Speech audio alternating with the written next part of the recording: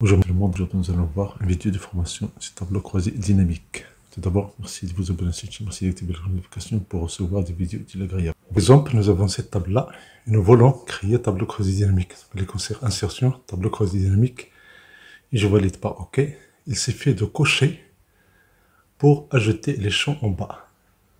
Voilà les effectifs des élèves et par région. Et bien sûr, je peux cliquer et glisser et déposer. Ici, j'ai autre, lettre science. Immédiatement, j'ai la somme de ces résultats-là. Création, disposition, et choisis format tabulaire. Et voilà, c'est rapide et sans formule. Ici, une table. Vous avez les classes, les options, région et effectifs des élèves. Donc, on clique sur insertion, tableau croisé dynamique. On choisit une nouvelle feuille et je clique sur OK pour valider ce choix-là. Ici, de l'échange, je vais cliquer et je vais glisser et déposer. Donc je prends les classes, je vais les déposer dans le champ des lignes.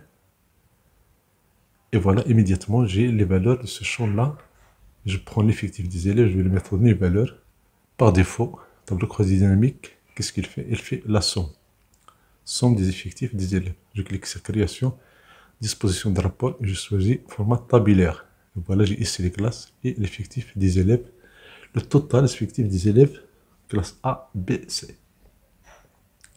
Et même chose, si j'ajoute option dans ligne, je vais les mettre en bas. Donc vous voyez ici, pour chaque classe A, on a les options et l'effectif, le total des options. Et B et C. Voilà comment on sélectionne A et B et C. Maintenant, si je peux changer la disposition, je vais le mettre en haut. Maintenant, c'est les options qui varient. Donc pour chaque option, on a les classes correspondantes. Donc option autre, lettres, sciences. Je peux changer l'ordre. Je clique sur sciences, cette celui-là. Je vais la déplacer. Comme ça, je vais la mettre en haut. Donc je commence par sciences. Ici autre, ici lettres. Je déplace autre. Je vais le mettre en bas. Vous sélectionnez la celui et vous la déplacez. Sinon, je vais mettre lettres. Je vais la déplacer en haut. Donc voilà, j'ai ici sciences, lettres et autres. Et pour chaque option, on a les classes correspondantes et le total des élèves pour chaque classe. Je peux fermer ce champ de ce tableau du champ. Et voilà, j'ai ici les données. Effectivement, on n'a pas besoin de formule. Donc un autre exemple ici, je prends cette table-là.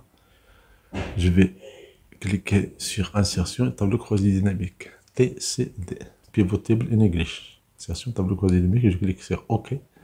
Maintenant, je vais glisser ces champs. Je prends le champ de région, bien les options, et puis les classes dans les colonnes, champ clan, et c'est effectif dans le champ valeur. Et voilà, j'ai immédiatement le total. La classe A et la classe B, la classe C et somme des élèves. Je choisis format tabulaire. Immédiatement, vous avez une table plus jolie et plus rapide qui me permet de faire des analyses. Je peux déplacer ça en haut et en bas.